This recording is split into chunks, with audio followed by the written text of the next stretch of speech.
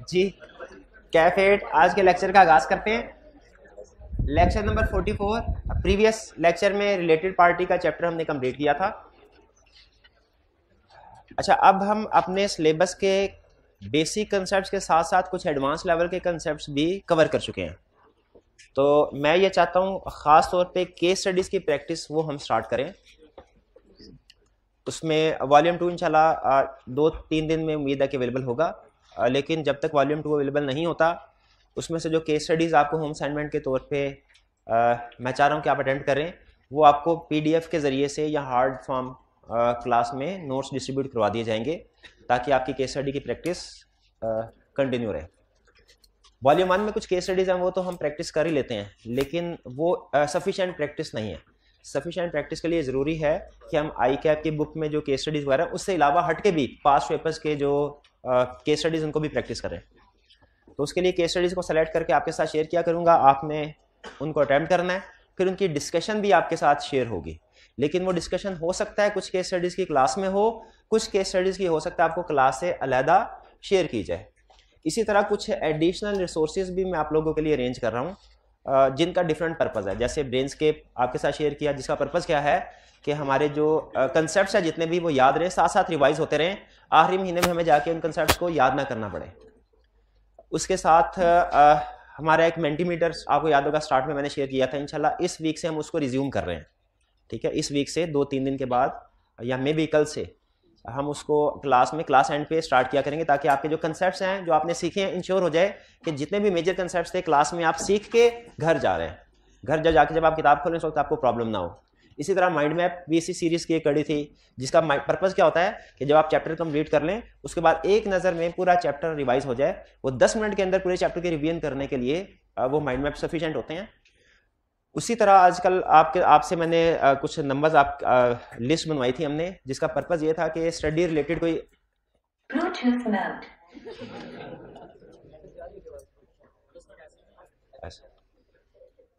जी, तो कुछ लिस्ट बनवाई थी जिसका पर्पज़ ये था कि आपको कुछ एडिशनल रिसोर्सेज शेयर किए जाएं। और पिछले 1-2 दिन में आपने देखा होगा, शायद कोई मैसेज मेरी तरफ से आपको रिसीव हुआ होगा, जिसमें कुछ रियल वर्ल्ड केस स्टडीज़ आपके साथ शेयर की गई। याद रखिए, वो केस स्टडी सिर्फ आपके इंटरेस्ट के लिए, उनका पर्पज़ ये है कि आपको ये पता चले कि प्रैक्टिकली जो ऑडिट के कंसेप्ट है वो कैसे अप्लाई होते हैं, प्रैक्टिस में जो ऑडिट फर्म्स हैं वो कैसे काम करती हैं, क्लाइंट कैसे काम करते हैं, जो कंसेप्ट हम क्लास में सीख रहे हैं वो प्रैक्टिस में कैसे अप्लाई। क्योंकि केस स्टडीज जो है ना, हमारा सबसे बड़ा मसला जो कैफ 8 में पास होने में होता है ना, वो केस स्टडीज को समझना और उसको अटेम्प्ट करना। उसके लिए प्रैक्टिकल एक्सपोजर चाहिए होता है। प्रैक्टिकल एक्सपोजर चूंकि ज्यादातर स्टूडेंट्स के पास कैफ 8 लेवल पे नहीं होता, इसलिए केस स्टडीज को अटेम्प्ट करने में प्रॉब्लम आती है।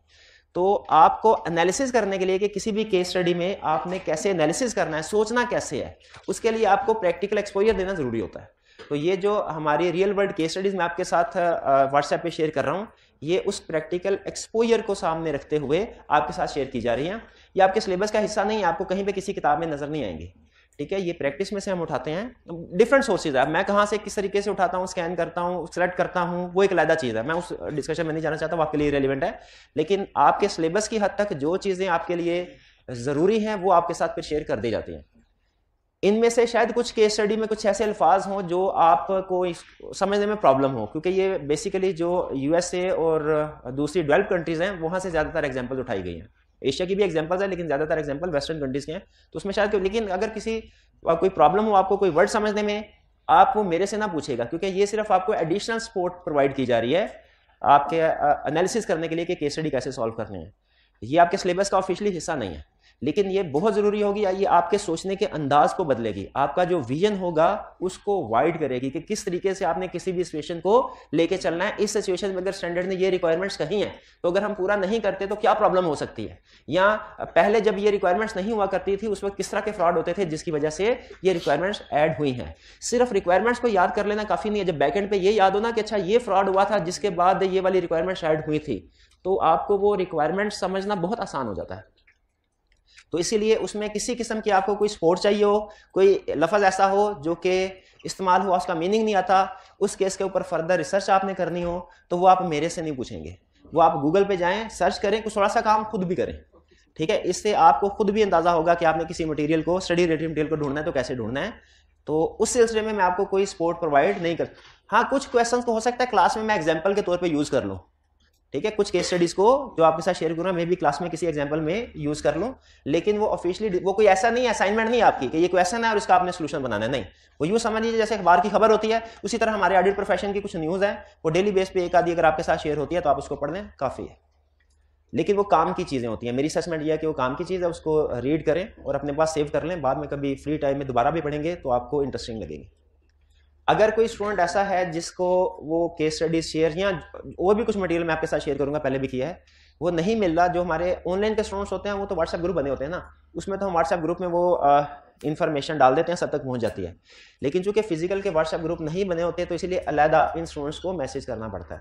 तो अगर किसी स्टूडेंट को मैसेज ना मिला हो और वो चाहता हो कि अपना नाम उस लिस्ट में इंक्लूड करवाना चाहता है, क्लास के बाद ये हमारे टी हैं, इनके पास अपना मोबाइल नंबर नोट करवा दें, आतिफ भाई के पास, या आतिफ भाई अगर ना हो टीए रूम में तो इनकी जगह पे होंगे कोई भी टीए हो, क्या नाम है हमारे वाले, हाँ अहमद भाई, अहमद भाई हैं टीए, उनको आप अपना नंबर नोट करवा सकते हैं। लेकिन साथ ही साथ ये भी जरूरी है कि आपके मोबाइल पे हमारा नंबर भी वो सेव हो, वरना व्हाट्सएप उसको एक स्पैम के तौर पे लेता है और वो मैसेज शेयर नहीं करता।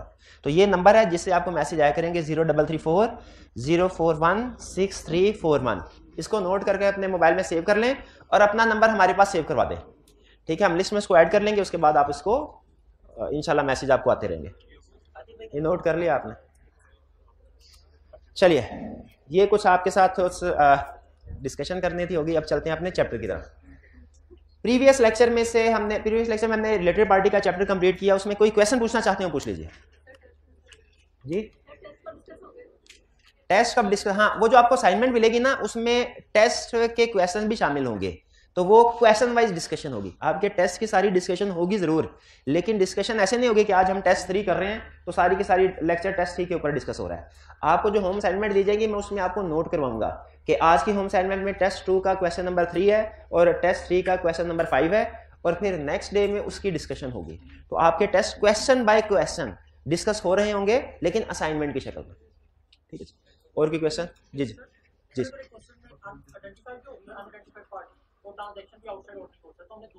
हाँ शाबाश, इनका क्वेश्चन ये है कि सर रिलेटेड पार्टी एक क्वेश्चन में अगर ऐसा हो कि एक अनआइडेंटिफाइड रिलेटेड पार्टी भी आइडेंटिफाई हो गई है और उसके साथ ही साथ कोई transaction outside the normal course of business भी है, तो हमने क्या लिखने हैं, कौन से प्रोसीजर लिखने हैं? हम दोनों प्रोसीजर लिखेंगे, और ये मैंने आपको बताया था कि आपने अपना तरीका वारदात पिछले 2-3 सालों में चेंज कर दिया। पहले वो एक क्वेश्चन के अंदर एक ही कंसेप्ट को टेस्ट करता था, अब वो एक क्वेश्चन के अंदर मल्टीपल कंसेप्ट्स को टेस्ट कर रहा है। तो इसीलिए अगर आपको कोई ऐसा क्वेश्चन नजर आता है जिसमें 2 कंसेप्ट्स इन्वॉल्व हैं, आपने दोनों को 1 बाय 1 डिस्कस करना है, ये लाजमी है, ठीक है जी। अच्छा, अब कभी कभी आईकैप के सोल्यूशन में आप देखेंगे ना, तो आईकैप ने किसी एक साइड को, एक कंसेप्ट को फोकस किया होगा, दूसरे को सिर्फ 1-2 लाइनों में वो निपटा देता है। जैसे आपको किसी क्वेश्चन में आपने जब आपके सामने एक क्वेश्चन आया, आपने 7 पॉइंट्स बनाए related party identified by auditor के, और 5 पॉइंट बना लिए आपने transaction outside the normal course of business में। लेकिन जब आईकैप का सोल्यूशन देखेंगे, हो सकता है उसने 5 point outside the normal course of business के दिए हों और सिर्फ 2 पॉइंट्स दिए हों उसके के रिलेटेड पार्टी आइडेंटिफाइड बाय। ऐसे होता है, मार्क्स को देख के ना आईकैप भी एडजस्टमेंट करता है, लेकिन इसका यह मतलब नहीं होगा कि अगर आपने 5 procedure newly identified related party के बता दिए और 2 procedure transaction outside the normal course of business, तो आपका क्वेश्चन गलत हो गया, ऐसा नहीं है, ठीक है। पहली मेन चीज समझे कि जब आप 2 कंसेप्ट उसने क्वेश्चन में टेस्ट किया, आपने दोनों को आंसर करना है, ऐसे ही है। अब इसमें मार्क्स को सामने रख के हो सकता है आपकी जो दोनों कंसेप्ट को डिस्कस करने की अलाइनमेंट है या वेटेज है वो डिफरेंट हो और आईकैप की डिफरेंट हो, इससे आपका सोल्यूशन गलत नहीं होगा। अहम चीज ये है कि आपने दोनों चीजों को डिस्कस करना है। अब किसको किस डिटेल की हद तक डिस्कस करना है, यह आपकी जजमेंट होगी जो आप मार्क्स को देख के असेस करेंगे। लेकिन समटाइम्स जैसे सोल्यूशन के साथ मिसमैच होगा, मैं खुद जब क्वेश्चन सॉल्व कर रहा था मिसमैच होता, मुझे लग रहा था क्वेश्चन में ज्यादा डिस्कशन किसी और चीज की हुई थी, वो चीज ज्यादा अहम थी, उसके ज्यादा प्रोसीजर लिख दिए, दूसरे इशू की डिस्कशन कम हुई थी उसके कम। जब सोल्यूशन देखते हैं तो वो थोड़ा डिफरेंट होता है, लेकिन ये गलत नहीं होगा अगर आपका सोल्यूशन या आपकी वेटेज डिफरेंट है आईकैप की वेटेज से, ठीक है। आईकैप खुद भी इस बात को एक्नॉलेज करता है, वो कहता है क्योंकि हम सोल्यूशन, हर पॉसिबल सोल्यूशन को आपके साथ जैसे सोल्यूशन वाले डॉक्यूमेंट में शेयर नहीं कर सकते, तो हम एक जो ज्यादा बेहतर या कंप्रीहेंसिव निस्बतन लगता है सोल्यूशन वो शेयर कर देते हैं, लेकिन इसके अलावा भी अल्टरनेट सोल्यूशंस पॉसिबल हैं और उनको मार्क किया जाता है। और ये सिर्फ आईकैप में नहीं, हर प्रोफेशनल बॉडी में इस तरह होता है जी। और कोई क्वेश्चन? कोई क्वेश्चन नहीं? आज के लेक्चर की तरफ चलें? चलिए स्टार्ट करते हैं। चैप्टर हम स्टार्ट करने जा रहे हैं 18 चैप्टर की पहले बेस समझिए, पहले बेसिक कंसेप्ट समझे, जिसमें इस पूरे चैप्टर में जो चीजें डिस्कस हुई हैं उनमें से कोई भी चीज डिस्कस नहीं होगी, लेकिन इसकी जरूरत क्या है, इस स्टैंडर्ड की, इस चैप्टर की जरूरत क्यों पड़ी, पहले हम वो डिस्कस करेंगे। थीम क्या है इस चैप्टर का? देखिए, हम हैं ऑडिटर, हम पढ़ते हैं अकाउंटिंग, हम पढ़ते हैं टैक्स भी, पढ़ते हैं ऑडिट भी। अकाउंटिंग और ऑडिट ये थोड़ा ज्यादा पढ़ते हैं, सबसे ज्यादा पढ़ते हैं अकाउंटिंग, फिर उसके बाद ऑडिट, फिर थोड़ा बहुत टैक्स, और बाकी जनरल थोड़ी बहुत चीजें, कॉस्ट वगैरह वो जनरल किया जाता है। तो हम बेसिकली अगर हमसे पूछा जाए ना कि हम किस चीज के एक्सपर्ट है, तो हम कहेंगे अकाउंटिंग और ऑडिट के एक्सपर्ट है। और हमारा ज्यादातर ऑडिट प्रोफेशन में काम क्या होता है? क्लाइंट की बनाई हुई फाइनेंशियल स्टेटमेंट्स को हमने वेरीफाई करना, ठीक है। अच्छा, क्लाइंट ने जब अपनी फाइनेंशियल स्टेटमेंट्स बनाई होंगी, तो उस फाइनेंशियल स्टेटमेंट्स को बनाने में कौन कौन सी स्किल इस्तेमाल की होंगी? उसने काउंटिंग की स्किल सबसे ज्यादा इस्तेमाल की होगी, डेफिनेटली। थोड़ी सी टैक्स की स्किल भी इस्तेमाल की हो, किस लिए? टैक्स की कैलकुलेशन के लिए, खासतौर पे डेफर्ड टैक्स वगैरह की कैलकुलेशन के लिए। अच्छा, कुछ अगर कंप्लेक्स कैलकुलेशन है तो उसने हो सकता है कि कोई फाइनेंशियल एनालिस्ट जो होते हैं, जो एक्सपर्ट होते हैं, ठीक है, किसी एक्चुअरियल कैलकुलेशंस के लिए किसी एक्सपर्ट को भी यूज किया हो। जैसे पेंशन लायबिलिटीज की एस्टिमेशन करना मैनेजमेंट के बस की बात नहीं होता, कंप्लेक्स कैलकुलेशन होती है, ठीक है। तो सम टाइम काउंटिंग के अलावा टैक्स किसी और स्किल्स की भी जरूरत पड़ती है मैनेजमेंट को फाइनेंशियल स्टेटमेंट्स प्रिपेयर करने के लिए। जैसे किसी टैक्स एक्सपर्ट की जरूरत पड़ सकती है, जैसे किसी फाइनेंशियल एक्सपर्ट एनालिस्ट की जरूरत पड़ सकती है। क्या इसके अलावा किसी और स्किल की जरूरत पड़ सकती है? इंजीनियरिंग स्किल की भी जरूरत पड़ सकती है मैनेजमेंट को। कैसे? किसकी? प्रॉपर्टी की वैल्यूएशन के लिए नहीं, मशीनरी की वैल्यूएशन के लिए। इवन अगर वैल्यूएशन नहीं भी करते ना, कॉस्ट पे भी रखते हैं, फिर भी इंजीनियर की जरूरत पड़ती है। कैसे? मशीनरी की लाइफ को एस्टिमेट करने के लिए, क्योंकि इसकी लाइफ डेप्रिसिएशन को इफेक्ट करती है, ठीक है। तो और अगर इंजीनियर की भी जरूरत पड़ेगी, और अगर फर्ज कीजिए कि client significant IT system use कर रहा है, उसने अपना कोई complex IT system software install करवाए हुए हैं, तो किसी आईटी एक्सपर्ट की भी जरूरत पड़ेगी। और सबसे बड़ी एग्जांपल कि अगर उसने क्लाइंट ने अपनी प्रॉपर्टी को रीवैल्यूएशन मॉडल पे शो करवाया हुआ है, तो उसे किसी एक्सपर्ट की भी जरूरत पड़ेगी। एक्सपर्ट की जरूरत क्यों पड़ेगी? वो प्रॉपर्टी की रीवैल्यूएशन करके मैनेजमेंट को रिपोर्ट देगा कि सर आपकी प्रॉपर्टी की ये वैल्यू है। उस वैल्यू की बेस पे मैनेजमेंट एंट्री पास करेगी कि प्रॉपर्टी डेबिट और रीवैल्यूएशन सरप्लस क्रेडिट, और अगर डेफर्ड टैक्स का इंपैक्ट है वो भी क्रेडिट। तो इस सारी डिस्कशन से क्या हम इस चीज पे एग्री करते हैं कि मैनेजमेंट को फाइनेंशियल स्टेटमेंट्स प्रिपेयर करने के लिए अकाउंटिंग के अलावा कुछ दूसरी स्किल की भी जरूरत पड़ेगी? एग्री करते हैं। चलिए, मैनेजमेंट ने क्या करेगी फिर? मैनेजमेंट ने या तो इन लोगों को अपने पास एम्प्लॉय रखा होगा, या इनको मार्केट से हायर करेंगे। भाई ऐसी बात होगी ना, या अपने पास एम्प्लॉय तो शायद कम ही रखा हो, ज्यादातर मार्केट से हायर करते हैं, ठीक। उसी तरह ऑडिटर को भी बताइए, क्या ऑडिट करते हुए इन्हीं स्किल्स की जरूरत पड़ेगी जिसकी जरूरत मैनेजमेंट को पड़ी है? बिल्कुल पड़ेगी। और ऑडिटर भी के पास भी क्या ऑप्शन है कि वो इसी तरह जिन लोगों की जरूरत पड़ी है, या उनको अपने पास एम्प्लॉय रख ले, और जब भी जिस क्लाइंट पे जरूरत पड़े उनसे काम लेता रहे, या जरूरत पड़ने पे मार्केट से हायर कर ले, आउटसोर्स कर ले। तो बेसिक कंसेप्ट ये हुआ कि ऑडिटर को फाइनेंशियल स्टेटमेंट्स वेरीफाई करते हुए अपनी एंगेजमेंट टीम के अलावा कुछ दूसरे लोगों की भी जरूरत पड़ती है। इस स्टेटमेंट से एग्री करते हैं कि नहीं? ये पूरा चैप्टर इस एक स्टेटमेंट के ऊपर खड़ा है। अगर आपको ये स्टेटमेंट समझ आ गई ना, तो इस चैप्टर का थीम समझ आ जाएगा और आप इसकी रिक्वायरमेंट को आसानी से अंडरस्टैंड कर सकेंगे। स्टेटमेंट क्या है कि ऑडिट करते हुए ऑडिटर को अकाउंटिंग और ऑडिट के अलावा कुछ दूसरी स्किल्स की भी जरूरत पड़ती है, या इसी को मैं कुछ दूसरे अल्फाज में आपके सामने रख रहा हूं ज्यादा कंप्रीहेंसिव करके, कि ऑडिट करते हुए कुछ सिचुएशंस में ऑडिटर को अपनी एंगेजमेंट टीम के अलावा कुछ दूसरे लोगों की भी जरूरत पड़ती है। अब एंगेजमेंट टीम कौन होती है? जिसमें पार्टनर है, मैनेजर है, और आप ट्रेनी स्टूडेंट्स जो आर्टिकल्स कर रहे हैं, ये होती है एंगेजमेंट टीम। लेकिन इसके अलावा भी कुछ दूसरे लोगों की प्रोफेशनल की जरूरत पड़ती है। तो क्वेश्चन ये है कि क्या ऑडिटर जरूरत पड़ने पे इन दूसरे लोगों से हेल्प ले सकता है?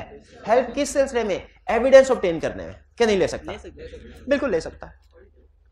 ठीक है, तो इसका मतलब है ऑडिटर एविडेंस ऑब्टेन करने में अपनी एंगेजमेंट टीम के अलावा कुछ दूसरे प्रोफेशनल से भी हेल्प ले सकता है। एग्रीड? अच्छा, अब एक ट्रिकी क्वेश्चन आपके सामने रख रहा हूं। अगर ये एविडेंस ऑब्टेन करने में किसी प्रोफेशनल की जरूरत है और वो प्रोफेशनल, क्या उस प्रोफेशनल में कुछ खसूसियात होनी चाहिए जो कि ऑडिटर में है? बिल्कुल है। देखिए, मेरा काम है एविडेंस, जैसे मेरा काम है आपको पढ़ाना। फर्ज कीजिए किसी वजह से मैं, कोई ऐसा टॉपिक है जो मुझे नहीं आता, कोई कैलकुलेशन ऐसी है मैथ की वो मुझे नहीं आती, तो मैं ये चाहता हूं कि ये टॉपिक मेरी बजाय कोई दूसरा टीचर पढ़ाए, तो मैं ये कर सकता हूं। लेकिन उस सूरत में मुझे ये चीज इंश्योर करनी पड़ेगी कि उस दूसरे टीचर में भी तकरीबन, सारी तो ना सही, तकरीबन वही कैरेक्टरिस्टिक्स हो जो मुझ में है। जैसे वो भी एक्सपीरियंस होना चाहिए, उसे भी अपने टॉपिक पे ग्रिप होनी चाहिए, वो घर से असाइनमेंट करके आया हो, ठीक है, और उस तरीकाकार से आपको पढ़ाए जिस तरीकाकार से मैं पढ़ाता हूं, जैसे असाइनमेंट देनी, केस स्टडी वगैरह वगैरह डिस्कशन करना। भाई इस चीज को मानते हैं कि नहीं? तो इसका मतलब है अगर ऑडिटर ने ऑडिट करते हुए कुछ दूसरे लोगों की उसे जरूरत पड़ती है, इस दूसरे लोगों को ना स्टैंडर्ड पता है क्या नाम देता है? स्टैंडर्ड नाम देता है अदर्स। Others, other. इस चैप्टर में जहां कहीं अदर्स लिखा मैंने, इस चैप्टर में जहां कहीं अदर्स का वर्ड अगर आए तो इससे मुराद आपने क्या लेना है कि एंगेजमेंट टीम के अलावा ऐसे लोग जिनको ऑडिटर एविडेंस ऑब्टेन करने में यूज कर सकता है। तो स्टैंडर्ड कहता है यस। क्या स्टैंडर्ड हमें इस चीज की इजाजत देता है? इसका आंसर है यस, स्टैंडर्ड हमें इसकी इजाजत देता है। लेकिन वो कहता है, याद रखिए, एक लाइन कहता है जिसकी वजह से ये चैप्टर निकला, उस एक लाइन से कहता है आप अदर से हेल्प ले सकते हैं एविडेंस ऑब्टेन करने में, लेकिन उन अदर्स में वही खसूसियात होनी चाहिए जो आप में है। अच्छा, एग्जैक्टली नहीं होंगी, ये भी स्टैंडर्ड कहता है, एग्जैक्टली नहीं होंगी, लेकिन उतनी ही निस्बतन, तकरीबन उतनी ही होनी चाहिए जितनी आप पे है। और अगला कंसेप्ट सुनिएगा, जितनी खसूसियात कम होती जाएंगी ना अदर्स में, उतना ही आप उनका इस्तेमाल भी कम करते जाएंगे, या उनके काम के ऊपर चेकिंग उतनी ही ज्यादा करनी पड़ेगी। ठीक है, और दो बड़ी कैरेक्टरिस्टिक्स क्या हैं? एक इंडिपेंडेंस और एक कॉम्पिटेंस, ये दोनों होनी चाहिए। तो ये, अच्छा, ये है मेन थीम, ये मेन कंसेप्ट है। इस चैप्टर की सारी समरी अगर आप कहें सर 2 लाइनों में बता दे, तो वो 2 लाइनें ये कि हम ऑडिट करते हुए कुछ दूसरे प्रोफेशनल से जो हमारी टीम का हिस्सा नहीं है हेल्प ले सकते हैं, इसलिए कि हमें ऑडिट करते हुए बाज़ औक़ात कुछ ऐसी स्किल्स की जरूरत पड़ती है जिनका ताल्लुक अकाउंटिंग और ऑडिट से नहीं है।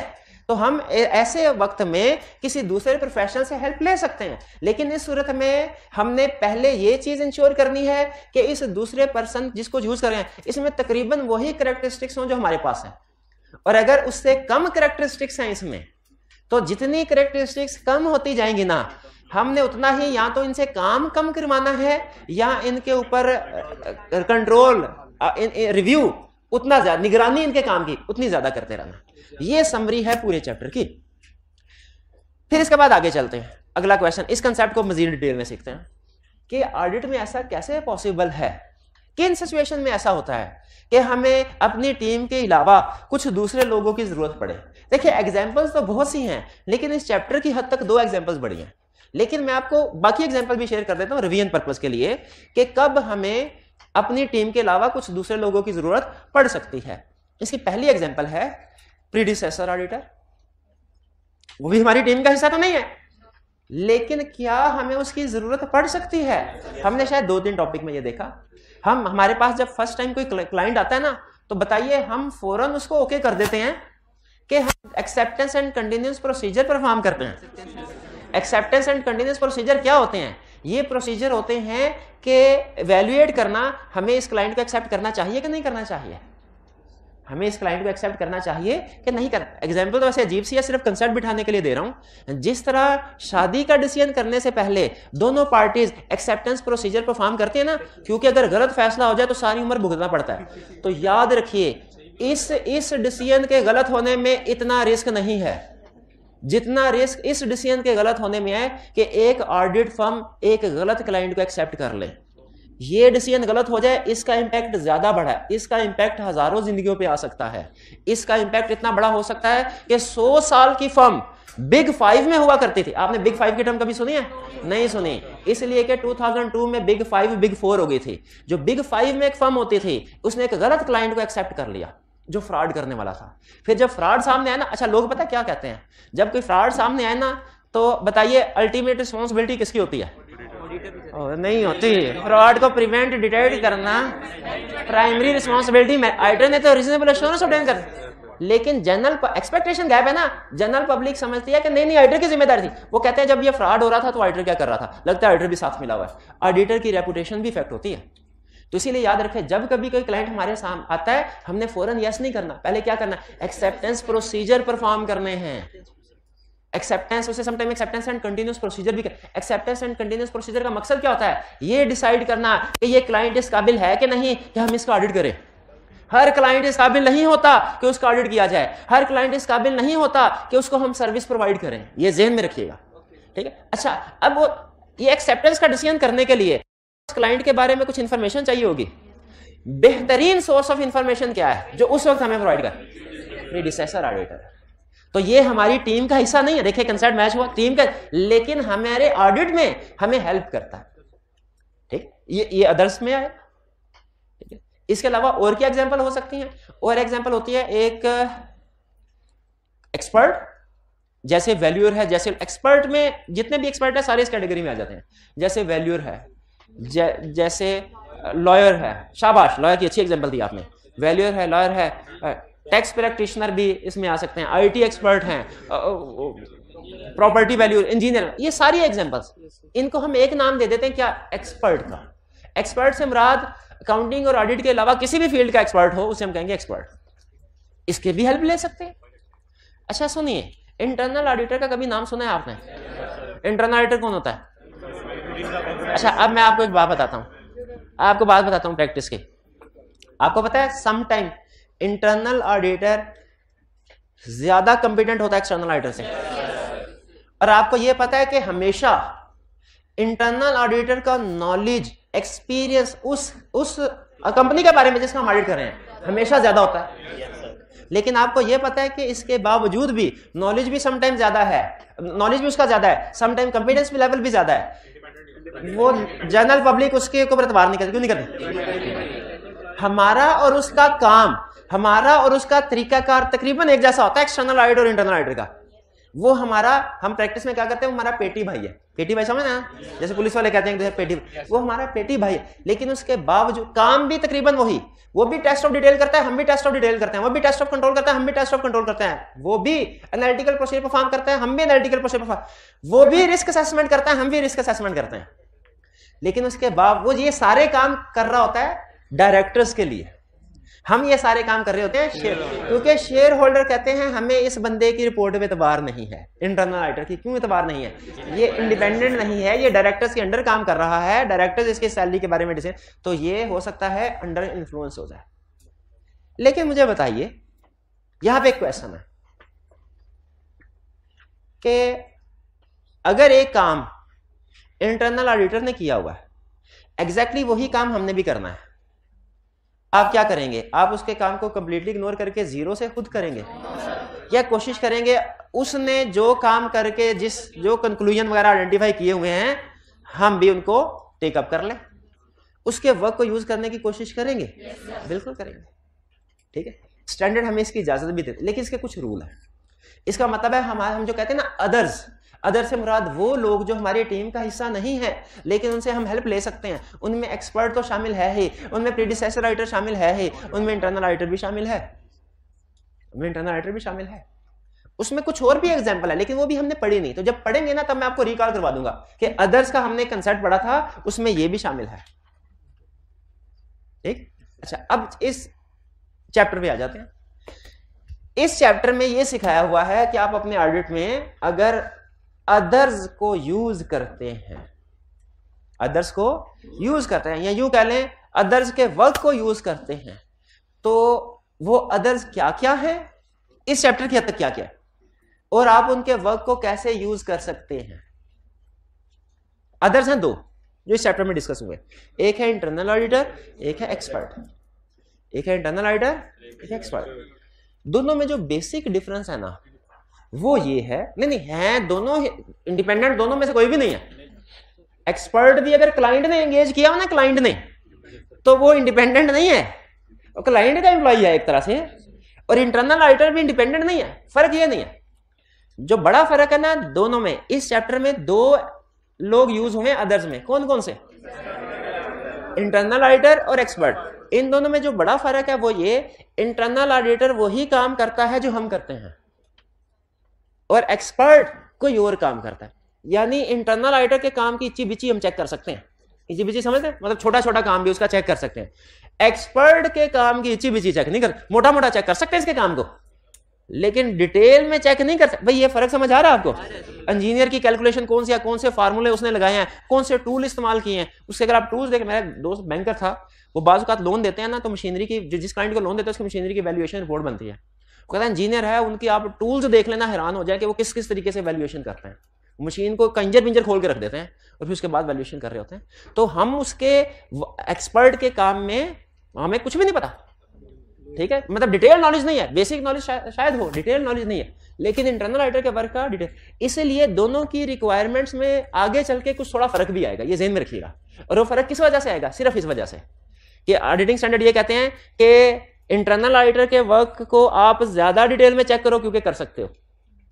एक्सपर्ट के वर्क को ज्यादा डिटेल में चेक जरूर करना है, ये नहीं कि चेक ही नहीं करना, चेक जरूर करना है एक्सपर्ट के वर्क को, लेकिन ज्यादा डिटेल में नहीं करना। क्यों भला? क्योंकि कर नहीं सकते ज्यादा डिटेल में। ये बेसिक डिफरेंस आएगा। तो फिर सारी डिस्कशन के बाद मुझे बताइए, ये जो चैप्टर है, चैप्टर 18, इसकी जरूरत क्यों पेश आई? ये समझ आ गया आपको? क्योंकि हमें अपने ऑडिट में कुछ ऐसे लोगों की जरूरत पड़ती है, कुछ ऐसे लोगों की हेल्प की जरूरत पड़ती है जो हमारी टीम का हिस्सा नहीं है, लेकिन एविडेंस कलेक्ट करने में हमारे लिए यूजफुल साबित होते हैं। उनमें से इस चैप्टर में 2 डिस्कस हुए हैं। कौन कौन से? एक इंटरनल ऑडिटर, एक एक्सपर्ट। अब हम पहले, इसका मतलब है चैप्टर के 2 हिस्से होंगे, एक इंटरनल ऑडिटर और एक एक्सपर्ट। देखिए ऐसा ही है, चैप्टर के 2, एक इंटरनल ऑडिटर और दूसरा किससे? एक्सपर्ट से। चलिए पहले स्टडी करते हैं इंटरनल ऑडिटर, क्योंकि पेटी भाई है ना हमारा, इसके कंसेप्ट हमें निस्बतन आसानी से समझ आ जाएंगे। इंटरनल पेटी भाई क्या होता है? पेटी भाई कहते हैं जो सेम प्रोफेशन से रिलेट करता हो। ये असल में पुलिस वाले टर्म ज्यादा इस्तेमाल करते हैं। वो जो उनकी बेल्ट होती है ना पुलिस वालों की, उसे पेटी कहते हैं। वो आप सुना, वो पेटी उतरवा ली। जब किसी को सस्पेंड करते हैं तो कहते हैं पेटी उतरवा ली। तो वो क्या होता है, जब जनरल पब्लिक के खिलाफ कोई केस होता है ना, तो वो कुछ नहीं करते नॉर्मली, मतलब ज्यादा एक्ट नहीं करते। लेकिन जब मसला उन्हें कि अपने ही प्रोफेशन के बंदे को होता है ना, तो वो दिन रात एक करके कहते हैं नहीं इसको नहीं छोड़ना। आम इस बंदे को कोई गोली मार देगा ना, वो कोई टेंशन नहीं होगा, मरते ही रहते हैं लोग। कोई पुलिस वाले के ऊपर हमला कर देगा ना, वो कहेंगे नहीं हम सारे इकट्ठे हो जाएंगे, इसको नहीं छोड़ना। तो पेटी भाई का ख्याल सारे रखते हैं, हर प्रोफेशन में पेटी भाई का ख्याल रखा जाता है। तो इंटरनल ऑडिटर हमारा पेटी भाई, कुछ हम उसका ख्याल रखेंगे, कुछ वो हमारा ख्याल रखता है, ठीक है। तो आगे चलते हैं। इंटरनल ऑडिटर सबसे पहला कंसेप्ट जो हमें सिखा रहा है, कह रहा है बाकी चीजें तो बाद में सीखना, पहले मुझे ये बताओ आपको इंटरनल ऑडिटर और एक्सटर्नल ऑडिटर में फर्क अभी पता है कि नहीं है? फर्क का पता है कि नहीं? यही ना, इंटरनल ऑडिटर इंटरनल होता है और एक्सटर्नल ऑडिटर एक्सटर्नल होता है। भाई यही फर्क है ना? अच्छा सच में, अच्छा सच में यही फर्क है कि एक्सटर्नल ऑडिटर है एक्सटर्नल टू एंटिटी और इंटरनल ऑडिटर क्या है? इंटरनल। आपको याद होगा किसी एक चैप्टर में मैंने ऑर्गेनाइजेशन चार्ट बन के आपको सिखाया था कि इंटरनल ऑडिटर कहां फिट होता है। ये बताया था कि नहीं बताया था? ये भूल गए आप जी? हाइब्रिड की क्लास में किसी को याद है? किसी को नहीं याद? नहीं, वो सर ला रहे हैं, कह रहे नहीं याद। चले थोड़ा सा मैं आपके साथ शेयर कर देता हूं। रफ सा एक डायग्राम थी, वो हमने स्टडी की थी। हाँ जी, सबसे ऊपर कहां बना, सबसे ऊपर शेयर होल्डर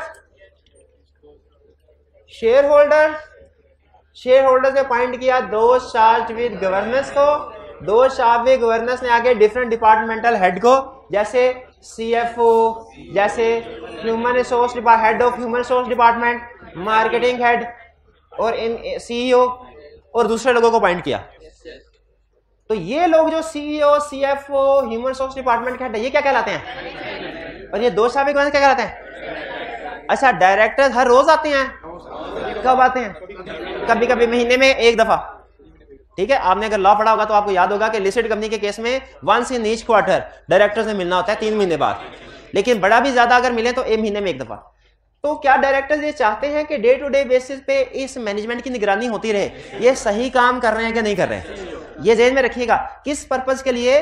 कि डे टू डे बेसिस पे मैनेजमेंट सही काम कर रही है कि नहीं, इस पर्पस के लिए डायरेक्टर एक अलहदा से डिपार्टमेंट को अपॉइंट करते हैं, जिसे क्या कहते हैं? शाबाश, इंटरनल ऑडिटर या इंटरनल ऑडिट डिपार्टमेंट। इसका काम क्या होता है भला?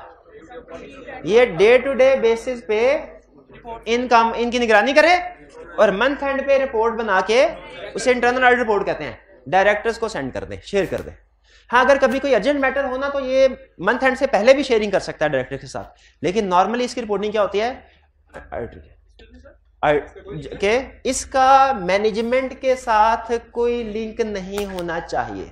अब लाइन सुनिएगा, मैंने पहले भी बताई थी, ऑडिटिंग स्टैंडर्ड ये कहते हैं internal auditor is not independent of company, not independent of entity, but it should be independent of management. इसे मैनेजमेंट से इंडिपेंडेंट होना चाहिए। इसका मतलब क्या हुआ? इसका मतलब क्या हुआ कि इंटरनल ऑडिटर की हायरिंग, फायरिंग, प्रमोशन का डिसीजन किसको करना चाहिए? डायरेक्टर्स को। इसे अपनी रिपोर्ट किसको सबमिट करानी चाहिए? डायरेक्टर्स को। ठीक है। एडमिनिस्ट्रेटिवली हो सकता है इसका सीईओ सीएफओ के साथ थोड़ा बहुत लिंक हो। एडमिनिस्ट्रेटिवली का मतलब होता है कि देखिए सैलरी डिसाइड इन्होंने कर दी है, पेमेंट शायद ये करने, पेमेंट लेने के लिए इसको इनके पास जाना पड़े, या अपॉइंट इन्होंने किया है लेकिन ऑफिस किस जगह पे होगा, जगह बनानी, उसमें चीजें अरेंज करनी, ये शायद ये लोग करें एडमिनिस्ट्रेटिव पर्पस के लिए, लेकिन इससे फर्क नहीं पड़ता इंडिपेंडेंस के ऊपर। फंक्शनली ये इसके अंडर है, इसको रिपोर्टेबल है। तो इंटरनल ऑडिटर को इंडिपेंडेंट ऑफ मैनेजमेंट होना चाहिए। इसी क्वेश्चन में कह दे इंटरनल ऑडिटर सीएफओ को रिपोर्ट करता है, आप क्या कहेंगे? इंडिपेंडेंट है कि नहीं? नहीं है। अगर इंटरनल ऑडिटर सीएफओ को रिपोर्ट करता है, इंडिपेंडेंट नहीं है। अगर इंटरनल ऑडिटर की हायरिंग फायरिंग का डिसीजन सीईओ करता है, इंडिपेंडेंट नहीं है। किसको करना चाहिए? ये याद है? ये है बंदा इंडिपेंडेंट इंटरनल ऑडिटर जिसकी हम बात कर रहे हैं। याद आया ये जी? अच्छा, एक बस हट के एक छोटी सी बात बता के जल्दी से आगे चल रहा हूं। ये जो मंथली रिपोर्ट बनाता है ना, हमारे लिए एक्सटर्नल ऑडिटर के लिए वो एक खजाना होता है। कैसे भला? हम इसने सारा साल इनके काम को चेक किया ना। अच्छा, आप मुझे बताइए, जो ट्रांजैक्शन पास होती हैं वो किसने पास की होती हैं? मैनेजमेंट ने। क्या ये उन ट्रांजैक्शन को चेक करने के लिए कि सही है कि नहीं, करता होगा कि नहीं? उसके लिए टेस्ट ऑफ डिटेल परफॉर्म करता होगा कि नहीं? बिल्कुल करता है। अच्छा, मुझे बताइए, कंट्रोल डिजाइन इंप्लीमेंट करना किसकी रिस्पॉन्सिबिलिटी है? मैनेजमेंट की। क्या कंट्रोल सही डिजाइन इंप्लीमेंट हुए कि नहीं, इसकी मॉनिटरिंग ये करता होगा कि नहीं? करता होगा। अच्छा, मॉनिटरिंग करने के लिए टेस्ट ऑफ कंट्रोल परफॉर्म करता होगा कि नहीं? करता होगा। इसका मतलब है टेस्ट ऑफ डिटेल। अच्छा, मुझे बताइए, एक तो होती है ना हमारी एनुअल फाइनेंशियल स्टेटमेंट जिसका हम ऑडिट कर रहे हैं। अगर आपने लॉ पढ़ा हो या वैसे आपको प्रैक्टिस का अंदाजा हो तो आपको पता होगा कि एक हाफ ईयरली फाइनेंशियल स्टेटमेंट भी बनती हैं और क्वार्टरली फाइनेंशियल स्टेटमेंट बनती है। मुझे बताइए, क्वार्टरली फाइनेंशियल स्टेटमेंट हम नहीं देखते, हाफ ईयरली फाइनेंशियल स्टेटमेंट को हम ऑडिट नहीं करते, लेकिन क्या जब ये मैनेजमेंट क्वार्टरली या हाफ ईयरली फाइनेंशियल स्टेटमेंट बनाती होंगी, एक दफा इंटरनल ऑडिटर वाला उसको एग्जामिन करता होगा कि नहीं करता होगा? और इसमें एनालिटिकल प्रोसीजर परफॉर्म करता होगा कि नहीं, कि फर्स्ट क्वार्टर में सेल्स इतनी थी, सेकंड क्वार्टर में इतनी ज्यादा क्यों हो गई? कहीं ऐसा तो नहीं सीईओ अपना बोनस लेने के चक्कर में सेल्स को बढ़ा रहा है? विद इन द ऑर्गेनाइजेशन भी ये चेकिंग हो रही थी। कौन कर रहा होता है? Internal auditor. तो इंटरनल ऑडिटर जब तकरीबन वही काम कर रहा है जो एक्सटर्नल ऑडिटर ने करने हैं, ठीक है, फर्क सिर्फ यह है कि हम वो काम कर रहे होते हैं शेयर होल्डर्स के लिए और ये वो काम कर रहा होता है डायरेक्टर्स के लिए। जैसे मॉनेटरी पॉलिसी किया है पाकिस्तान में, स्टेट बैंक का भी कोई रिप्रेजेंटेटिव इसको देख रहा होगा, लेकिन कोई आईएमएफ का बंदा भी देख रहा होगा। पर्पस दोनों का एक ही है, लेकिन appointing authority, reporting authority different है। उसी तरह पर्पस इंटरनल ऑडिटर का भी वही जो एक्सटर्नल ऑडिटर, फर्क सिर्फ ये है कि हम काम करते हैं शेयर होल्डर्स के अंडर, उसकी अपॉइंटमेंट, और इंटरनल ऑडिटर किसके अंडर काम करता है?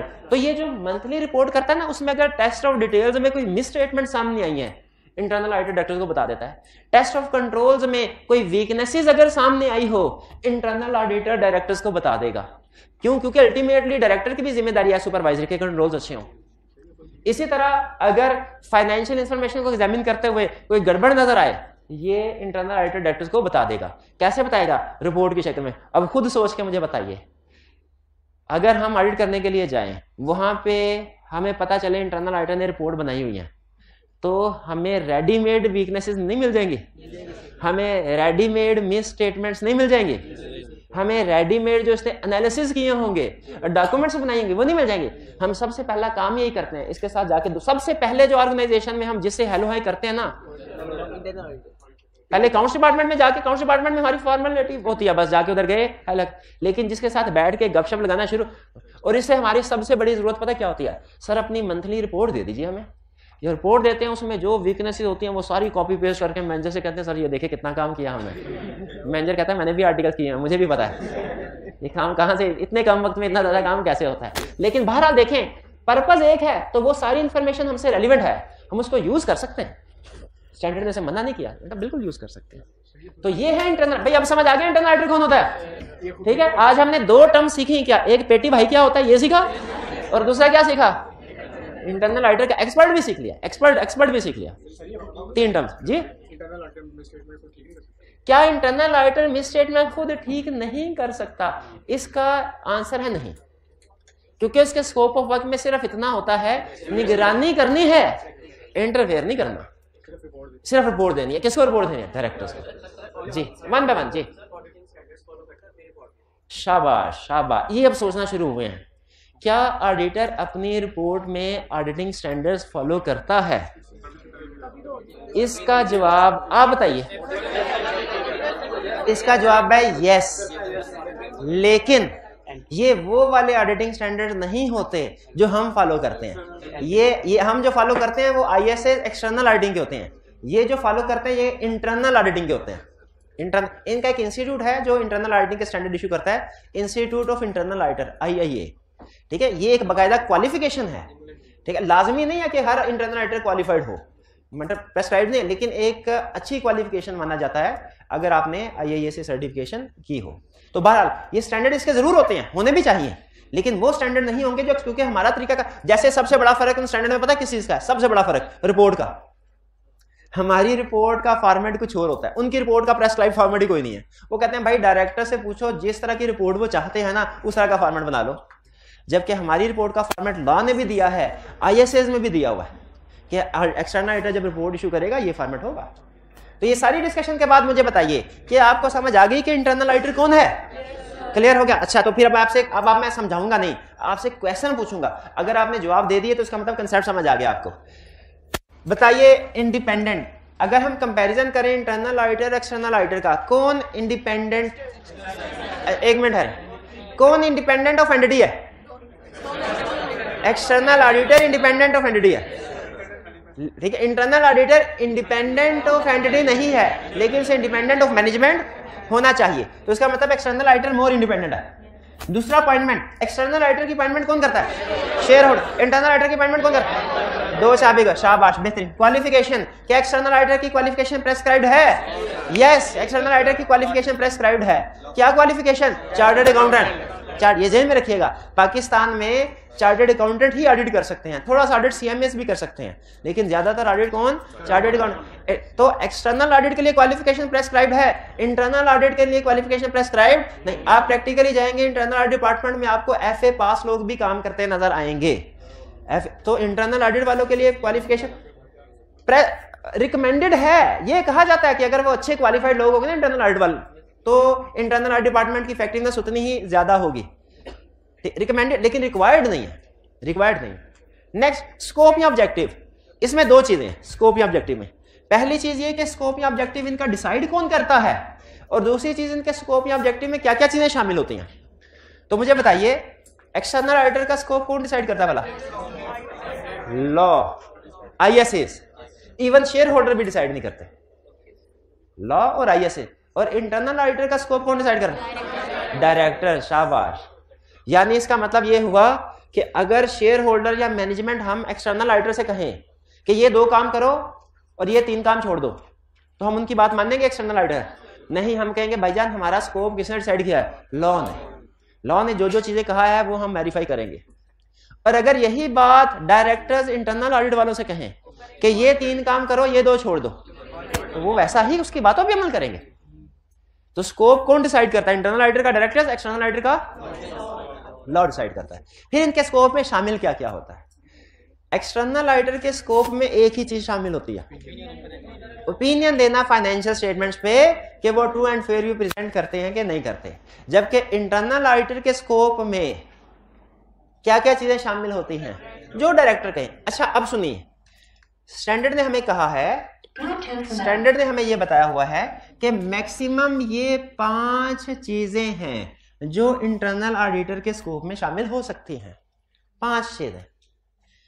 पहली चीज क्या, मॉनिटरिंग ऑफ इंटरनल कंट्रोल। समझ आता है कि जो कंट्रोल्स मैनेजमेंट ने डिजाइन किए हैं, इंटरनल ऑडिटर को देखकर मॉनिटर कर रहा होगा सही काम कर रहे हैं कि नहीं। अच्छा ये मॉनिटरिंग कैसे होती है भला, आपको पता है? इंटरनल ऑडिटर कैसे मॉनिटरिंग ऑफ कंट्रोल करता है? टेस्ट ऑफ कंट्रोल्स के जरिए। शाबाश। फिर examination of financial information. Financial information quarterly financial statement भी हो सकती है, हाफ ईयरली भी हो सकती है, किसी हद तक एनुअल भी हो सकती है। एग्जामिनेशन फाइनेंशियल इंफॉर्मेशन और फाइनेंशियल स्टेटमेंट्स है, ये कैसे करता है? टेस्ट ऑफ डिटेल्स है। फिर review of compliance with laws and regulation, यानी देखिए हर बिजनेस के ऊपर लॉज एप्लीकेबल हैं, इस बात से आप एग्री करते हैं? हर बिजनेस के ऊपर, ये साथ में करियाने वाली दुकान है ना, इसके ऊपर भी लॉज एप्लीकेबल है। दूध वाले की दुकान, इसके ऊपर भी पंजाब फूड अथॉरिटी, वो भी रेट लिस्ट, डीसीओ के रेट, तो रेगुलेशंस इनके ऊपर भी है। ये छोटे छोटे बिजनेस हैं, इनके ऊपर रेगुलेशंस इतनी एप्लीकेबल हैं, लॉज। तो बड़ी बड़ी कंपनीज के ऊपर लॉज एप्लीकेबल नहीं होंगे, बहुत से लॉज एप्लीकेबल। उनकी कंप्लायंस हो रही है कि नहीं हो रही? कंप्लायंस करनी किसने है? मैनेजमेंट। कंप्लायंस हो रही है कि नहीं? इंटरनल ऑडिटर चेक करेगा। अच्छा फिर इसके बाद review of operating activities. Operating activities क्या होती हैं? ऑपरेशंस। ऑपरेशंस एंटिटी के कहा जाता है, मैनेजमेंट में शायद आपने पढ़ा हो, ऑपरेशंस को एफिशिएंट, इकोनॉमिक, एफिशिएंट और इफेक्टिव होना चाहिए। 3 E's कहते हैं इसको, एफिशिएंसी, इकोनॉमी एंड इफेक्टिवनेस। लेकिन इनको मैं अलग-अलग नहीं, क्योंकि मैनेजमेंट नहीं पढ़ रहे, ऑडिट पढ़ रहे हैं। एक ही एग्जांपल के जरिए से एक्सप्लेन करूंगा। देखें फाइनेंशियल इंफॉर्मेशन के टास्क में और ऑपरेटिंग एक्टिविटीज के टास्क में फर्क क्या है, ये एक एग्जांपल से क्लियर कर रहा हूं। एक्सटर्नल ऑडिटर फाइनेंशियल इंफॉर्मेशन से कंसर्न होता है, ऑपरेटिंग एक्टिविटीज से नहीं। जैसे इस महीने का बिजली का बिल अगर फर्ज कीजिए 10 लाख आया, एक्सटर्नल ऑडिटर को इस चीज से गर्ज है कि 10 लाख आया, एक्सपेंस 10 लाख ही रिकॉर्ड होना चाहिए। लेकिन उसे इस चीज से गर्ज नहीं है कि 10 लाख आया है, इसको कम होना चाहिए। कहीं ऐसा तो नहीं कि सारी रात फैक्ट्री जो है उसकी लाइट्स जलती रहती हैं, एसी चलते रहते हैं और कोई इनको बंद ही नहीं करता। एक्सटर्नल ऑडिटर को इससे गर्ज नहीं है, लेकिन इंटरनल ऑडिटर को इससे भी गर्ज है कि एंटिटी के ऑपरेशन जो हैं, ऑपरेशन ये अच्छे तरीके से चल रहे हों, वेस्टेज ऑफ रिसोर्सेज ना हो, इससे भी गर्ज है। ठीक है, तो रिव्यू ऑफ ऑपरेटिंग एक्टिविटी से क्या मुराद है? जो ऑपरेशनल एक्टिविटी चल रही हैं ये अच्छे तरीके से एफिशिएंट वे में, इफेक्टिव वे में चल रही है कि नहीं। इकोनॉमिकली एम्प्लॉय को हायर किया गया है, मार्केट से ज्यादा सैलरी तो नहीं दी, एम्प्लॉय को अपॉइंट कर लिया है, क्या ये 8 घंटे पूरे काम करता है? ऐसा तो नहीं लेट आता है जल्दी चला जाता है। ठीक, ये चीजें एक्सटर्नल ऑडिटर नहीं देखेगा। एक्सटर्नल ऑडिटर सिर्फ एक चीज देखेगा, जितनी सैलरी एग्री हुई उतनी एक्सपेंस रिकॉर्ड हुई कि नहीं। लेकिन ये ऑपरेशनल चीजें इंटरनल ऑडिटर भी देख रहा होता है। एग्रीड? और फिर इसके बाद स्पेशल इन्वेस्टिगेशन। इसका मतलब क्या हुआ? अगर एक्सटर्नल, अगर डायरेक्टर्स को लगे कि इसके अलावा भी कोई काम दे देना चाहिए, जैसे उन्हें लगे कि किसी डिपार्टमेंट का मैनेजर फ्रॉड कर रहा है, उसके खिलाफ इन्वेस्टिगेशन करनी है कंफर्म करने के लिए कि फ्रॉड है कि नहीं, बताइए पुलिस को बुलाया जाएगा क्या? इंटरनल ऑडिटर को। उसे स्पेशल इन्वेस्टिगेशन का काम भी दिया जाता है। भाई ये बात समझ आई? तो इसका मतलब है कि अब सुने, इंटरनल ऑडिटर का मैक्सिमम स्कोप क्या है? ये। लेकिन एक्चुअली काम क्या करेगा? ये 3 चीज। चलिए, तो अच्छा इस सारे डिस्कशन के बाद हम इस नतीजे पे पहुंचे, मैं एक स्टेटमेंट देने लगा हूं, आपने स्टेटमेंट को यस या नो करना है, मुझे पता चलेगा समझ आई कि नहीं। ये तो हमने पढ़ लिया है कि इंटरनल ऑडिटर का स्कोप डायरेक्टर डिसाइड करते हैं, एक्सटर्नल ऑडिटर का स्कोप लॉ और आईएसए डिसाइड करते हैं। लेकिन स्टेटमेंट देने लगा हूं, यस नो कीजिएगा। मैं स्टेटमेंट मेरी क्या है? इंटरनल ऑडिटर का स्कोप ऑफ वर्क ज्यादा वाइड है एक्सटर्नल ऑडिटर की निस्बत। Yes, correct. इंटरनल ऑडिटर ज्यादा काम करता है, उसकी एक्टिविटीज ज्यादा है। अब जरा कंपेयर कर, अभी साबित करते हैं। Monitoring of internal control internal auditor करता है, एक्सटर्नल ऑडिटर करता है। ओके, दोनों करते हैं। Examination of financial information internal auditor करता है, एक्सटर्नल ऑडिटर करता है। Review of compliance with laws and regulation. अब सुनिए, इंटरनल ऑडिटर हर लॉ की कंप्लायंस को इंश्योर करता है, एक्सटर्नल ऑडिटर सिर्फ उन लॉज की कंप्लायंस को इंश्योर करता है जो फाइनेंशियल स्टेटमेंट्स को फेड कर रहे हो। जैसे एक्सटर्नल ऑडिटर देखेगा इनकम टैक्स, एक्सटर्नल ऑडिटर देखेगा सेल टैक्स, लेकिन हो सकता है इंटरनल ऑडिटर ISO 9001 की रिक्वायरमेंट्स को भी देख रहा हो कि अगर ये रिक्वायरमेंट पूरी नहीं हुई तो सर्टिफिकेट कैंसिल हो जाएगा। फॉर एग्जांपल, ठीक है, हमारा एक क्लाइंट था हॉस्पिटल और college, university of health sciences की तरफ से रिक्वायरमेंट होते थे कि आपके हॉस्पिटल के जितने बेड्स है ना, जो हॉस्पिटल की कैपेसिटी होती है ना, वो नंबर ऑफ बेड्स में काउंट की जाती है, उसकी रेशियो बनाई होती थी एक, उस लिहाज से आप इतने स्टूडेंट्स को एडमिशन दे सकते हैं कॉलेज में। मेडिकल कॉलेज में वो एक लिंक होता है, आपने देखा होगा हर मेडिकल कॉलेज किसी ना किसी हॉस्पिटल के साथ एफिलिएटेड होता है। तो रिक्वायरमेंट, अब हमने ये चेक नहीं करना था कि ये लीगल रिक्वायरमेंट पूरी हो रही है कि नहीं, वरना यूनिवर्सिटी ऑफ हेल्थ साइंसेज वाला कोई प्रॉब्लम जो भी जो होता है, ये इस तरह की बाज़ औक़ात इस तरह की ऑपरेशनल नेचर की जो लीगल रिक्वायरमेंट्स होती हैं, ये इंटरनल ऑडिट वाले चेक कर रहे होते हैं। हमने तो ये देखना भाईजान, जितने स्टूडेंट आए हैं या जितने पेशेंट्स आए हैं उनका रेवेन्यू रिकॉर्ड हो गया कि नहीं हो गया। तो ये ज़हन में रखिएगा, जनरल रूल बता रहा हूं क्या, कि इंटरनल ऑडिटर हर लॉ जो कंपनी पे अप्लाई हो रहा है उसकी कंप्लायंस को इंश्योर करता है। हम एज एक्सटर्नल ऑडिटर सिर्फ उन लॉ की कंप्लायंस को इंश्योर करते हैं जो फाइनेंशियल स्टेटमेंट को इफेक्ट हो रहे हैं। तो इसका मतलब है यहां पे उसका काम ज्यादा हो गया, हमारा कम हो गया। Internal auditor. अगला, operating activities. Internal auditor review करता है ऑपरेटिंग एक्टिविटीज का, एक्सटर्नल ऑडिटर को इससे कोई फर्क नहीं पड़ता। एक्सटर्नल ऑडिटर को इससे फर्क नहीं पड़ता कंपनी प्रॉफिट में कि लॉस में, उसका तो एक ही पर्पज है, प्रॉफिट है तो प्रॉफिट सही है, लॉस है तो लॉस। लेकिन इंटरनल ऑडिटर का पर्पस होता है कि कंपनी अगर लॉस में जा रही है ना, तो अपने ऑपरेशंस को ऐसे सिंप्लीफाई करे, इंप्रूव करे कि लॉस ना हो। तो ये काम सिर्फ इंटरनल ऑडिटर करता है, एक्सटर्नल ऑडिटर नहीं करता। स्पेशल इन्वेस्टिगेशन भी सिर्फ इंटरनल ऑडिटर करता है, एक्सटर्नल ऑडिटर नहीं करता। तो इस सारी डिस्कशन के बाद हम इस नतीजे पे पहुंचे कि कुछ एक्टिविटीज ऐसी हैं जो इंटरनल ऑडिटर और एक्सटर्नल ऑडिटर दोनों कर रहे होते हैं, और कुछ एक्टिविटीज ऐसी हैं जो सिर्फ इंटरनल ऑडिटर कर रहा है। एग्रीड? चलिए, ये डिफरेंस मैंने आपको बता दिया। रिपोर्ट किसको करनी है? इंटरनल ऑडिटर ने किसको रिपोर्ट करनी है? डायरेक्टर। एक्सटर्नल ऑडिटर ने किसको? शेयर होल्डर्स को। रिपोर्ट का फॉर्मेट किसका प्रेस्क्राइब्ड है? एक्सटर्नल ऑडिटर का। और किसका प्रेस्क्राइब्ड नहीं है? अच्छा, अब मुझे बताइए स्कोप ऑब्जेक्टिविटी के ऊपर आखिरी बात। इंटरनल ऑडिटर का स्कोप वाइड है, एक्सटर्नल ऑडिटर का स्कोप लिमिटेड। क्या ऐसा पॉसिबल है कि कोई काम जो एक्सटर्नल ऑडिटर ने भी करना हो, कोई ऐसा काम जो एक्सटर्नल ऑडिटर ने भी करना हो, वो इंटरनल ऑडिटर ने ऑलरेडी किया हो सकता है? अच्छा बताइए, हाँ, टेस्ट ऑफ कंट्रोल, टेस्ट और कुछ लॉज की कंप्लायंस। अच्छा बताइए, अगर इंटरनल ऑडिट डिपार्टमेंट एक काम कर रहा है जो एक्सटर्नल ऑडिटर ने भी करना है, क्या एक्सटर्नल ऑडिटर हमेशा सकरैत से वो काम करे, या कि अगर इंटरनल ऑडिटर ने वो काम किया हुआ है तो उसके काम की हेल्प ले सकता है? शाबाश, हेल्प ले सकता है, लेकिन इसके लिए जरूरी है कि इंटरनल ऑडिट डिपार्टमेंट में वो कैरेक्टरिस्टिक्स हों ये जो एक्सटर्नल ऑडिटर में है। यानी पहले हम इंटरनल ऑडिटर को वैल्यूएट करेंगे। ये पढ़ा नहीं रहा, सिर्फ ये हेडिंग दिखा रहा हूं। हम पहले इंटरनल ऑडिटर को वैल्यूएट करेंगे, अगर इसमें वो खसूसियात हुई जो हम में होती हैं तो फिर इससे हेल्प लेंगे, वरना इसे हेल्प नहीं ले। ऑब्जेक्टिविटी से मुराद इंडिपेंडेंस है और कॉम्पिटेंस से मुराद नॉलेज, एक्सपीरियंस वगैरह लेंगे। हम जो इंटरनल ऑडिटर से हेल्प ले सकते हैं ना, अच्छा अब हम सारे इस बात से एग्री करते हैं ना कि इंटरनल ऑडिटर से हेल्प ले लेना हमारे लिए अच्छा है। इंटरनल ऑडिटर से हेल्प, और स्टैंडर्ड भी इसकी इजाजत देता है, लेकिन स्टैंडर्ड इसकी इजाजत देता है कंडीशनल। कंडीशनल इजाजत का मतलब क्या है कि भाई अगर इंटरनल ऑडिटर ऐसा ऐसा ऐसा है ना तो फिर इसकी हेल्प ले लो, वरना इसकी हेल्प नहीं लेनी।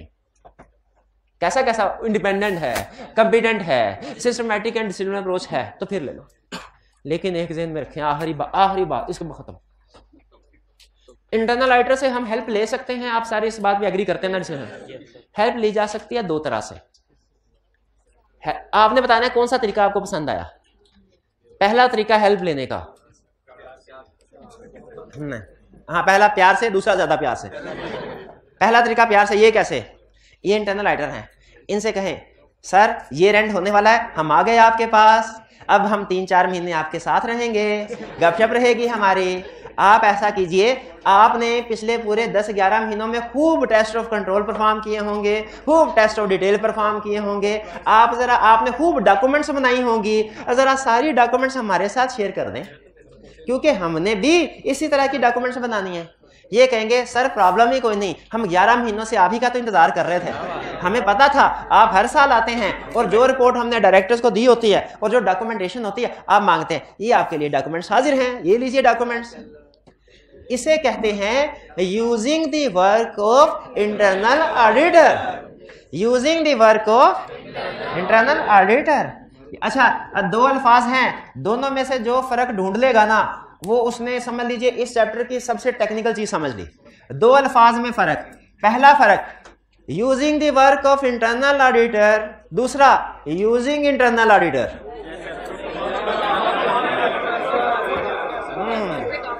नहीं समझ आई ना? अब सुने अगली दफा फिर हम गए, हमने कहा आ गए हम 11 महीनों के बाद, अब हम 3-4 महीने आपके साथ ही रहेंगे। इसने कहा सर ठहरे, मैं अभी डॉक्यूमेंट्स लेके आया। हमने कहा डॉक्यूमेंट्स को छोड़ो, तुम आ जाओ। हम तुमसे यही काम करवाएंगे, लेकिन अपनी डायरेक्शन, अपनी सुपरविजन, अपने रिव्यू में। देखें इसमें दोनों में फर्क है। देखिए यहां से कंसेप्ट दो हिस्सों में निकलता है, ये ज़हन में रखिएगा। यहां से कंसेप्ट दो, एक है using the work of internal auditor, एक है direct assistance. Using the work of internal auditor standard किसको कहता है कि इंटरनल ऑडिटर ने ऑलरेडी काम किया हुआ है, उसको हम एज एक्सटर्नल ऑडिटर यूज कर रहे हैं। और डायरेक्ट असिस्टेंस किसको कहता है स्टैंडर्ड, कि उस इंटरनल ऑडिटर की टीम में 2-4 बंदे पकड़े, उठा के अपने डिपार्टमेंट में ले आए, उनसे कहा बैठ जाओ इधर, अब जो तुमने काम करना हमारी छतर छाया में, हमारी डायरेक्शन, हमारी जो हम काम कहेंगे, जैसे जैसे कहेंगे वो तुमने करना। ये कहेगा सर जी 1 मिनट दे दें, मैं डायरेक्टर से भागा इजाजत लेके आया। हम कहेंगे इजाजत की जरूरत नहीं, हम इजाजत खुद ही ले लेंगे, तुमने हिलना नहीं है इधर। ये फर्क ज़हन में रखिएगा। अच्छा नहीं आप हंस रहे हैं, आपको लग रहा है मैं मजाक कर रहा हूं। ये देखिए लर्निंग ऑब्जेक्टिव 2 की हेडिंग पढ़े, ये क्या है? आज हमने सिर्फ लर्निंग ऑब्जेक्टिव 1 पढ़ा है, घर जाके आपने सिर्फ लर्निंग ऑब्जेक्टिव 1 पढ़ना है, लेकिन लर्निंग ऑब्जेक्टिव 2 की हेडिंग पढ़े क्या कर रहा है? Using the work of internal audit function. Internal audit function का मतलब इंटरनल डिपार्टमेंट है, उसके वर्क को यूज करना। और लर्निंग ऑब्जेक्टिव 3 की हेडिंग पढ़े यूजिंग द इंटरनल, उसके वर्क को नहीं, यूजिंग द इंटरनल। अच्छा किस लिए? टू प्रोवाइड डायरेक्ट असिस्टेंस, यानी अपनी ज़ेरे निगरानी उससे काम करवाना है। तरीकाकार दोनों में फर्क है, ये ज़हन में रखिएगा। और मजे की बात बताऊं, इसमें एक ऐसा क्वेश्चन है जिसकी वजह से उस अटेम्प्ट में बहुत ज्यादा स्टूडेंट फेल हुए। रीजन बता सकते हैं क्यों फेल हुए? उसने पूछा था डायरेक्ट असिस्टेंस का, स्टूडेंट्स ने बता दिया using the work internal auditor का। उसने कहा भूल गए, इसमें इंटरनल ऑडिटर का लफ्ज तो था, लेकिन साथ में डायरेक्ट असिस्टेंस का लफ्ज भी था। वो किसने देखना था? वो फिर जब एग्जामिनर कमेंट्स आए फिर स्टूडेंट ने देखा, वरना उससे पहले सारे स्टूडेंट यही कह रहे थे सर पेपर बहुत अच्छा हुआ, सब कुछ छाप दिया, सब कुछ छाप। पूछा कुछ और था, बता छाप कुछ हो रहा है, बेहतरीन पेपर हुआ है। ऐसे होते हैं बेहतरीन पेपर। तो फर्क रखिएगा, क्वेश्चन की रिक्वायरमेंट आपको बताएगी। क्वेश्चन की एग्जाम में कैसे पता चलेगा using the work of internal auditor की तरफ जाना है कि डायरेक्ट असिस्टेंस की तरफ? रिक्वायरमेंट, शाबाश। तो लर्निंग ऑब्जेक्टिव 1 यहाँ पे एंड करते हैं, कल इंशाल्लाह लर्निंग ऑब्जेक्टिव 2 से स्टार्ट करेंगे। आज का लेक्चर यहाँ पे खत्म करते हैं। अल्लाह हाफिज।